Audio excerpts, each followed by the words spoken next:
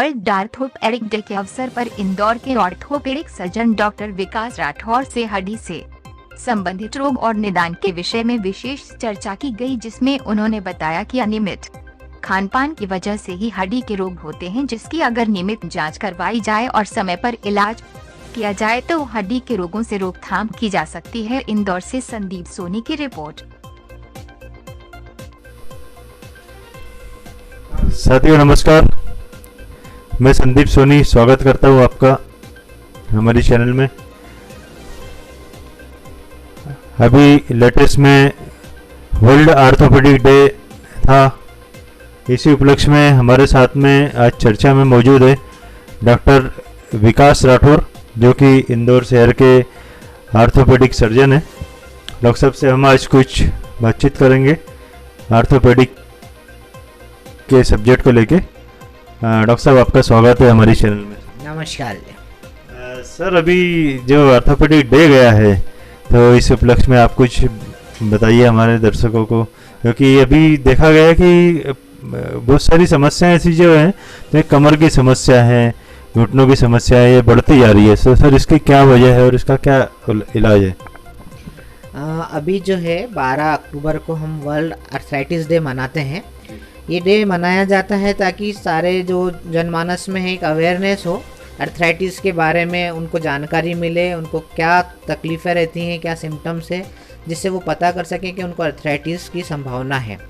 उसमें सबसे मुख्य जो सिम्टम्स रहते हैं कि जोड़ों में दर्द और सूजन होता है, सुबह सुबह अकड़न हो जाती है जोड़ों में, कमजोरी महसूस होती है, थकान महसूस होती है। तो ये सब आर्थराइटिस के सिम्टम्स हैं।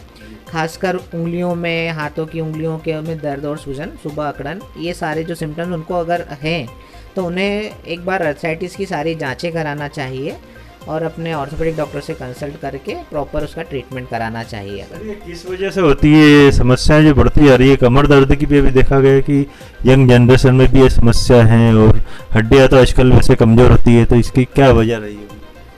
ये कमर दर्द, हाथ पैर की जोड़ों की तकलीफ़ों का बढ़ने का एक मुख्य कारण है अपने खान पान में जो कैल्शियम रिच डाइट होती है उसकी कमी। आजकल जो युवा वर्ग है या जनमानस जो नॉर्मल भी है, वो दूध है या दूध से बने हुए प्रोडक्ट्स हैं जिसमें कैल्शियम ज़्यादा रहता है, वो बहुत कम मात्रा में ले रहे हैं। और दूसरा चीज़ है विटामिन डी की डिफिशियंसी, जो बहुत कॉमन है आजकल इंडिया में। 90% पेशेंट्स को अगर आप जांच कराएंगे तो विटामिन डी की डिफिशियंसी मिलती है, क्योंकि वो धूप में बैठना जो पहले होता था वो सब नहीं हो पाता है। डाइटरी जो डिफिशियंसी है वो भी ज़्यादा रहती है। तो इस कारण से जो कमर दर्द है और जोड़ों की समस्याओं का चलन काफ़ी बढ़ गया है। सर गठिया रोग भी अभी कुछ बड़ा हुआ है। अभी आमतौर पे देखा गया कि कोरोना के बाद में ये रोग ज़्यादा बढ़ा है, तो इसकी क्या वजह रही होगी? इम्यूनिटी है या कुछ और?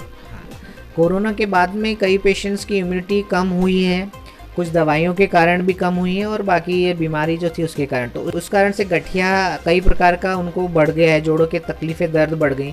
दूसरा जो अभी सीज़न जो आ रहा है, ठंड का सीज़न आ रहा है, तो ठंड में सारी जोड़ों से रिलेटेड तकलीफ़ें और गठिया की समस्याएं भी अधिक हो जाती हैं। तो सर इसका कुछ परमानेंट इलाज है या गठिया के पेशेंट जो परेशान होते हैं तो इसके क्या बताएं? गठिया अलग अलग तरह का होता है, उसके किस प्रकार का गठिया है उसके ऊपर उसका इलाज जो है वो डिपेंड करता है। कुछ गठिया होता है जैसे रूमेटॉइड आर्थराइटिस है, उसका ट्रीटमेंट कंटिन्यू लेना पड़ता है, 1 या 2 गोली आपको हमेशा लेना पड़ती है, जिस तरह से अपन ब्लड प्रेशर या डायबिटीज़ की टैबलेट हमेशा लेते हैं उस तरह से। बाकी जो डिफिशियंसी के कारण होता है गठिया या जो घिसाने के कारण होता है, वो दवाइयाँ 2-3 महीने लेकर के आप उसको कम्प्लीटली ठीक कर सकते हैं। आमतौर पर देखा गया कि डॉक्टर्स लोग आजकल स्टेरॉइड्स का ज़्यादा उपयोग कर रहे हैं, तो ये भी कुछ एक साइड इफ़ेक्ट्स भी हो सकता है या साइड इफ़ेक्ट की वजह से भी ये प्रॉब्लम हो सकती है?